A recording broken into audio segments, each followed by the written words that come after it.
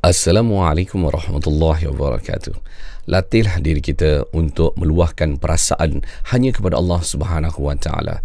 Kita mencurahkan rasa hati kita kepada manusia. Akhirnya orang yang mendengar, sama ada mereka menyampah dengan masalah kita ataupun mereka sendiri akan meluahkan perasaan-perasaan mereka tentang masalah-masalah mereka sendiri.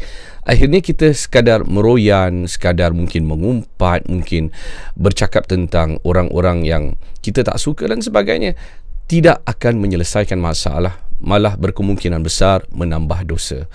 Maka kita luahkanlah perasaan kita hanya kepada Allah Subhanahu wa taala. Allah Maha berkuasa. Allah tidak ada masalah dan tidak ada yang mustahil bagi sisi Allah Subhanahu wa taala. Tidak ada yang susah di sisi Allah Subhanahu wa taala. Kita akan dapat pertolongan daripada Allah Subhanahu wa taala yang Maha berkuasa, dan kita jaga perhubungan kita dengan Allah.